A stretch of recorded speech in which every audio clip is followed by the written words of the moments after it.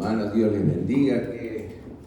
Qué lindo es volver a vernos. Cada domingo que nos vemos se renueva la bendición de Dios sobre nosotros. Yo quisiera que tuviéramos la Biblia abierta allí en el Evangelio según San Lucas,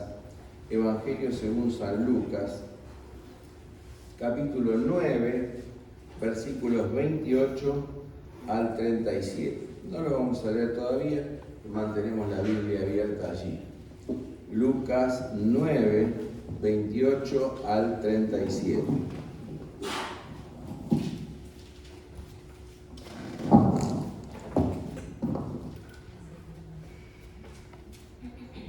Y dice nuestro texto que nos habla acerca de la transfiguración. Es muy significativo. Es muy significativo para nosotros hoy. ¿Por qué? Bueno, hermanos, básicamente porque nosotros estamos pasando un momento muy similar al que todos los evangelistas registran que estaban pasando los discípulos de Jesús cuando ocurrió la transfiguración. ¿En qué sentido? Nosotros venimos de una situación de pandemia, de la cual ya estamos saliendo, pero venimos de esa situación compleja, ¿no es cierto? Con consecuencias.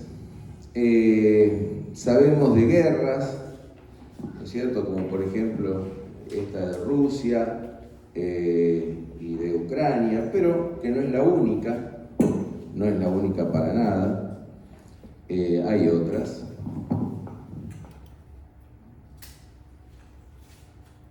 Gracias. ¿Y qué consecuencias ha traído todo esto a nuestras vidas? Una consecuencia muchas veces física, una consecuencia en el sentido espiritual. Yo, por ejemplo, estoy pensando en algunas hermanas de la iglesia que han vivido el encierro y que poco antes de la pandemia las teníamos allí en el hall de la iglesia subiendo y bajando con las bolsas que se le daban a las personas necesitadas, y ahora con el encierro han quedado quizás sin problemas físicos, pero con un desmoronamiento que no les permite salir de su casa. ¿Cuáles son las consecuencias de las guerras que hay, de las luchas, sino la muerte, la desocupación, la recesión económica? Una situación así estaban pasando los discípulos. Ustedes dirán, ¿cómo es esto? Los discípulos estaban pasando una situación de guerra, de pandemia. No. Los discípulos estaban pasando una situación en la que Jesús les acababa de anunciar, y este orden lo registran todos los evangelistas. Jesús les acababa de anunciar que si alguno quiere venir en pos de mí, niéguese a sí mismo, tome su cruz cada día y sígame. Porque el que quiera salvar su vida, la perderá, pero el que la pierda por causa de mí, la salvará. Jesús les estaba anunciando, un poquito más desde atrás, leyendo, que Él iba a morir, que Él iba a sufrir, y estaban yendo camino a Jerusalén. ¿Cómo habrá sido la situación de los discípulos? Una situación de profunda decepción. ¿Por qué? Porque ellos esperaban que el Mesías iba a restaurar un reino, quizá el reino glorioso de la época de David, ¿no es cierto? Entonces ahora toman conciencia que no van camino a la gloria, sino van camino al matadero, camino a Jerusalén. El temor probablemente invade sus corazones, la incomprensión. No llegan a comprender esto, ¿no? Las esperanzas quedan truncadas. Y era necesario un oasis en medio de este camino para tomar fuerzas. Y ese oasis fue precisamente el Monte de la Transfiguración. En este Monte de la Transfiguración Dios nos invita a todos nosotros a subir al monte para poder bajar del monte. Las dos cosas son importantes, tanto subir como bajar. Y entonces yo les digo, hermanos, en esta mañana, que Jesús nos invita a subir al monte. Y nos invita a subir al monte para varias cosas. Y acá es donde quisiera leerles el texto. Aconteció como 8 días después de estas palabras, que tomó consigo a Pedro, a Juan y a Jacobo, y subió al monte a orar. Miren ustedes, dice hasta el 32. Y mientras oraba, la apariencia de su rostro se hizo otra, y sus vestiduras se hicieron blancas y resplandecientes. Y aquí 2 hombres hablaban con él, eran Moisés y Elías, quienes aparecieron en gloria y hablaban de su partida, literalmente de su éxodo, que él iba a cumplir en Jerusalén. Miren ustedes. Y el verso 34. Mientras él estaba diciendo esto, vino una nube y les hizo sombra, y ellos tuvieron temor cuando entraron en la nube. Entonces de la nube salió una voz que decía: este es mi hijo el escogido, a él oigan. Hermanos, Jesús nos invita a todos nosotros, en medio de este camino de la vida cristiana que estamos viviendo, que estamos siguiendo, a subir al monte para orar. Fíjense lo primero que dice. Toma a Juan, a Jacobo y a Pedro, los que menos entendían el propósito de la muerte de Jesús. Eran los que menos lo entendían. ¿Hasta qué punto que Jacobo y Juan querían que descendiera fuego sobre una ciudad impenitente? ¿Hasta qué punto no entendían que Pedro mismo reconvino a Jesús cuando éste le dijo que iba a Jerusalén para morir?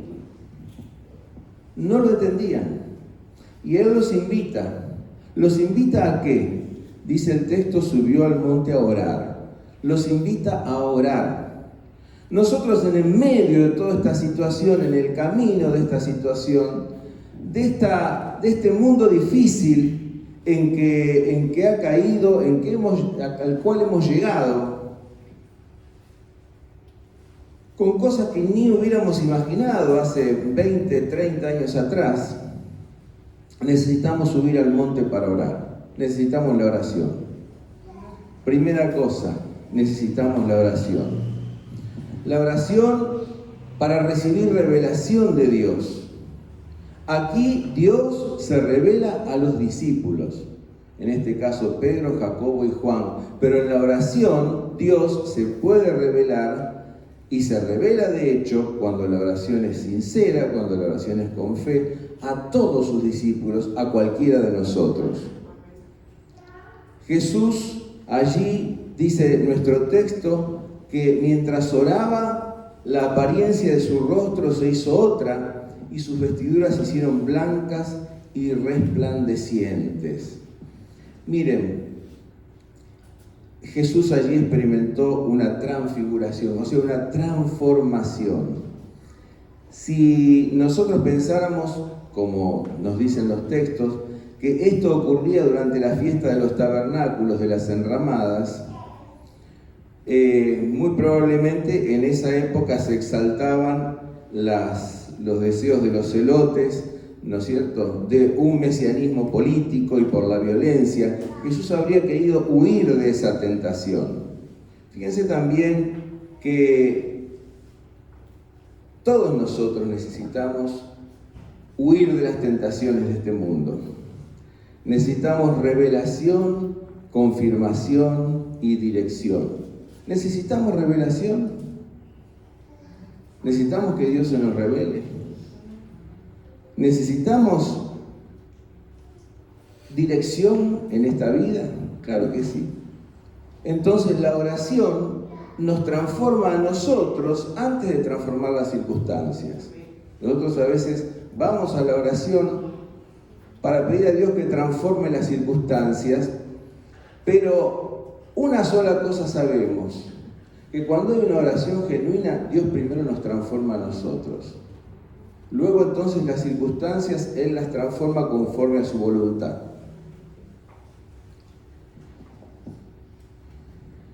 Jesús nos invita aquí a subir al monte para ver la gloria de Dios. Nosotros, en medio de todas estas pruebas, como leía nuestra hermana Giselle cuando leía 1 Pedro, ¿no es cierto? En medio de todas estas pruebas, estamos llamados a ver la gloria de Dios. Miren ustedes lo que dice el versículo 29. Mientras oraba, la apariencia de su rostro se hizo otra, sus vestiduras se hicieron blancas y resplandecientes. O sea, esto es por la acción de Dios. Mientras Jesús ora, Dios va actuando. Mientras nosotros oramos, Dios va actuando. La gloria de Dios se manifiesta en la humillación del siervo. Fíjense ustedes aquí. ¿Qué encontramos? A Jesús arrodillado, orando al Padre, y el Padre transformándolo, transfigurándolo, transformando su existencia. Es que en nuestra humillación brilla la gloria de Dios. No hay otro modo que la gloria de Dios brille en nosotros que no sea postrándonos y humillándonos ante su presencia. No hay gloria sin cruz. No hay gloria sin humillación. Los vestidos blancos son, por supuesto, un símbolo de los cuerpos glorificados y resucitados. Ahora entonces, detrás de la cruz, los discípulos deben ver algo más importante, la gloria de la resurrección. Y la transfiguración es un anticipo de la gloria de la resurrección. La cruz tiene entonces su propia trascendencia, porque nos habla de la gloria, del brillo, de la entrega y del amor de Dios hacia nosotros. El Padre entonces invita a contemplar la gloria de Cristo, transformándonos, transformando nuestro carácter, transformando nuestras acciones, conforme a la obra del Espíritu Santo. En 2 Corintios 4:16, San Pablo dice que aunque nuestro hombre exterior se va desgastando, nuestro hombre interior se renueva conforme a su buena voluntad. Mis hermanos, qué maravilla. Jesús nos invita en medio de todos los problemas, las dificultades, el rumbo, el decurso que va tomando el mundo, nos invita a orar, pero nos invita a ver la gloria de Dios. La gloria de Dios la vemos arrodillados, postrados, humillados, de corazón delante de su presencia.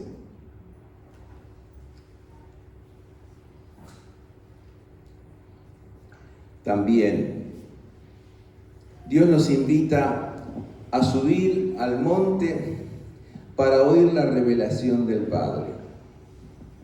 Miren ustedes lo que dice el versículo 30 y 31. Y aquí 2 hombres hablaban con él, eran Moisés y Elías, quienes aparecieron en gloria y hablaban de su partida que él iba a cumplir en Jerusalén. Fíjense, hablaban de su éxodo. Marcos no tiene ningún empacho en asociar la transfiguración con el éxodo, la partida de Jesús con el éxodo. Pero fíjense acá, tenemos un Mesías paradójico. Ser Mesías al modo de Jesús es ser Mesías a través del sufrimiento. Es ser Mesías a través de la tradición de Isaías, de los cantos del siervo sufriente. Ahora, qué importante que en ese momento en que se transfigura, se transforma la apariencia de Jesús, el rostro y sus vestiduras, ¿quiénes se aparecen en gloria? Moisés y Elías. Moisés, representante de la ley, Elías, representante de los profetas. Es como si Moisés y Elías en gloria dijeran: a él oíd. Están confirmando a Jesús como el verdadero Mesías. Ese Mesías que quiere llevar a los discípulos por un camino paradójico, por un camino que no entraba en la lógica de aquel tiempo. ¿No es cierto? Pero sin embargo, Moisés y Elías, la ley y los profetas, confirman que Jesús es el Mesías, que el camino que Él indica es el camino correcto. A Él oíd. Dios confirma tus pasos. Cuando vos vas en oración, cuando dejas que la gloria de Dios, que el Espíritu Santo transforme tu carácter, te haga comprender su buena voluntad agradable y perfecta. Cuando vos permitís que esto acontezca en tu vida, entonces hay algo que es maravilloso. Dios confirma tus pasos, da dirección, se revela, te dice por dónde debes caminar. De la nube entonces surge una voz: este es mi Hijo amado o escogido, a Él oíd, a Él oíd. Y el verso 36 dice: cuando cesó la voz, Jesús fue hallado solo y todos callaron. Este versículo me conmueve. Jesús solo y todos callaron. Jesús solo porque es el único mediador universal. Jesús solo porque cuando todo desaparezca, Él no. Porque el cielo y la tierra pasarán, pero sus palabras no pasarán. Porque cuando el universo empalidezca, todos seremos alumbrados por la luz del Hijo de Dios. A Él oíd, a Él oíd. Y los evangelios van aquí cerrando el tema de la identidad de Jesús. La identidad. La identidad de Jesús no se la da un título, no se la dan los demás, no se la da el tipo de muerte con que muere, se la da el Padre. Tu identidad no te la dan tus títulos, tu familia, tu fama. Tu identidad te la da el Padre. Y es el Espíritu el que dice a tu espíritu que eres hijo de Dios. Y si hijo, también heredero, heredero de Dios y coheredero con Cristo. Y en la oración Dios revela nuestra identidad. Y nosotros no estamos llamados a depender de la identidad que los otros nos dan, sino a depender de lo que Dios nos manda, de la identidad que Dios nos da.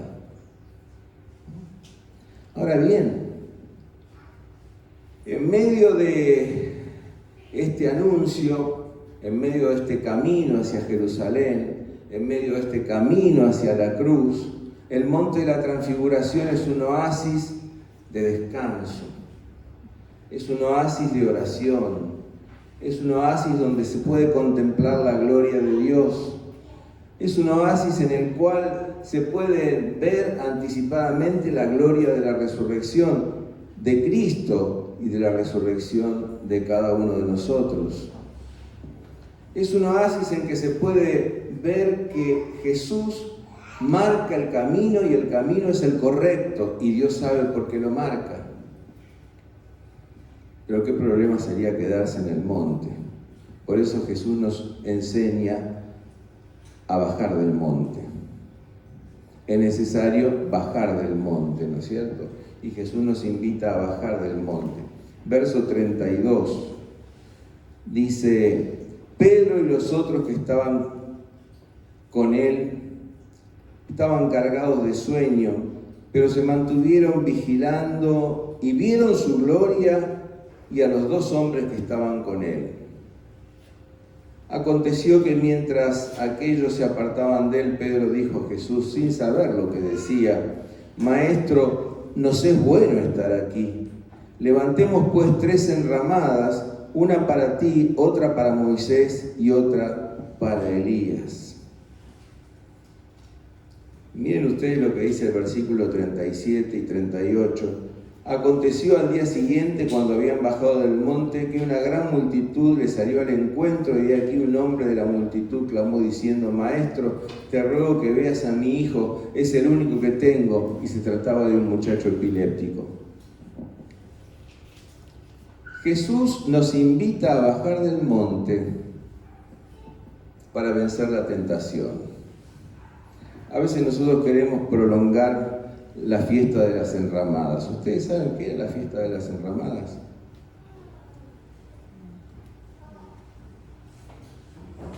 O de los tabernáculos. Los israelitas se hacían casitas con ramas y se metían abajo. Entonces se evocaban la protección de Dios sobre ellos. Y a veces nosotros queremos prolongar nuestras casitas, nuestra protección. Pero Jesús nos invita a vencer la tentación, ¿no? A veces queremos prolongar ese encuentro con el Señor, esa visión de su gloria, esa compañía feliz en la que nos encontramos, pero nos olvidamos de los que sufren.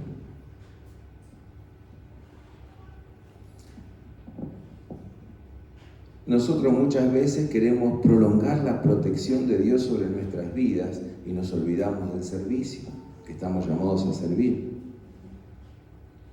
Rafael, por allí en Italia, en el 1520, pintó una pintura hermosa del monte de la Transfiguración. En la cima se veía la gloria de Dios, pero en la base se veía la miseria humana.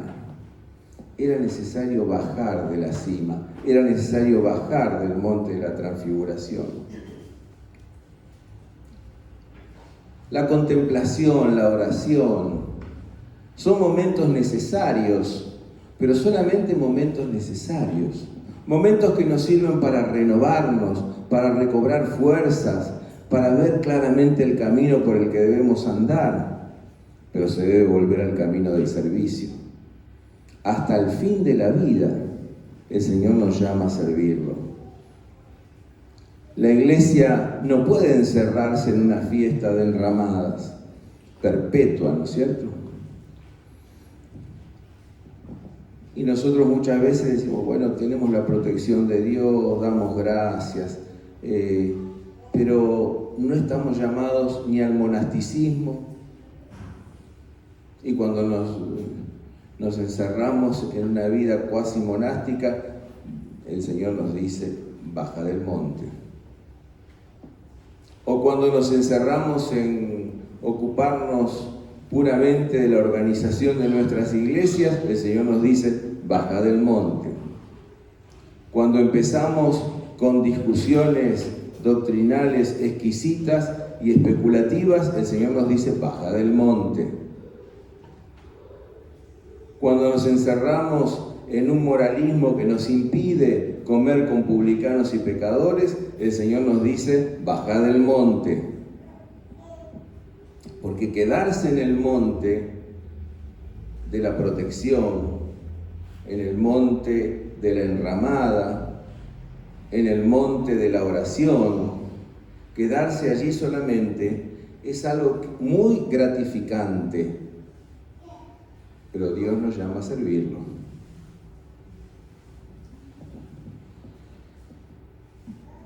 Y así nos invita a bajar para ir al valle del servicio, ¿no?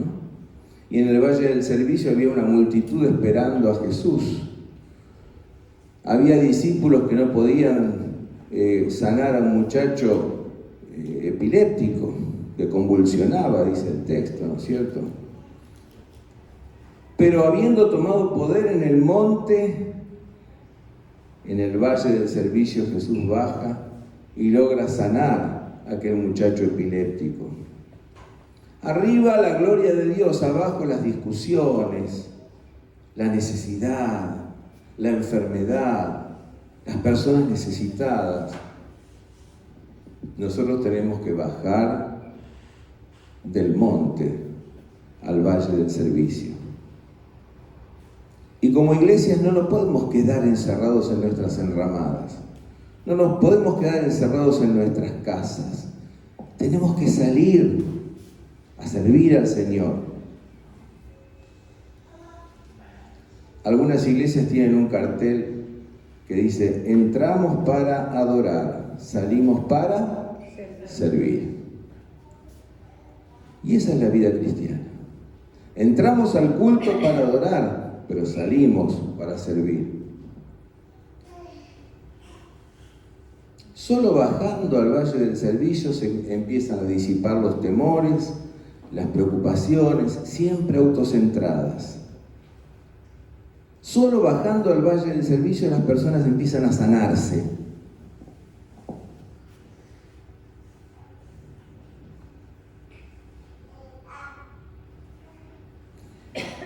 El Señor nos invita a bajar para seguir con nuestro destino, para cumplir el llamado al cual el Señor nos ha llamado.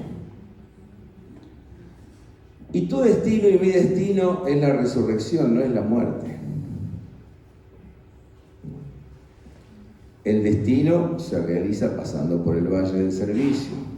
El destino se realiza caminando hacia Jerusalén. Porque si nuestra morada terrenal se deshiciere, tenemos de Dios una casa no hecha de manos, eterna en los cielos. Entonces, hermanos, la reflexión de esta mañana: que nuestra vida cristiana sea un equilibrio entre una subida y una bajada, un equilibrio entre la oración y el servicio, entre la contemplación de la gloria de Dios, a través de la cual el Espíritu Santo nos transforma a nosotros, y la esperanza. Un equilibrio entre la luz que recibimos de Él, el discernimiento y el poder que recibimos de Él cuando estamos en comunión con Él, y el servicio que nos saca del egocentrismo y del autocentramiento. El destino de nuestra vida, diría un teólogo, Wolfgang Pannenberg, es excéntrico. ¿Qué quiere decir excéntrico? Fuera de nuestro centro. Todos tenemos que salir de nuestro propio centro, porque hay muchos centros, y esos centros tienen que ver con los demás, que necesitan, y que nos necesitan, y con Dios que nos ha llamado. Nos ha llamado a seguir el camino. Hay que subir al valle, hay que subir a la montaña, pero bajar al valle y seguir el camino de servicio al cual Dios nos ha llamado. Amén. Amén. Hermanos, vamos a orar al Señor en esta mañana. Señor, te damos gracias por tu llamado maravilloso. Te damos gracias, oh Dios, porque tú en este pasaje nos convocas a subir al monte de la oración, a contemplar tu gloria, a dejarnos transformar por tu Espíritu Santo, al dejarnos moldear por ti que eres el alfarero, para que tú des la forma a nuestra vida que a ti te agrada, para recibir la confirmación, la dirección y la luz que necesitamos en el camino de la vida. Pero gracias, oh Dios, porque también nos invitas a bajar al valle del servicio. Que en esta semana podamos pensar: ¿qué hermano me necesita? donde hay una necesidad. ¿Cómo puedo servir? ¿Qué puedo hacer?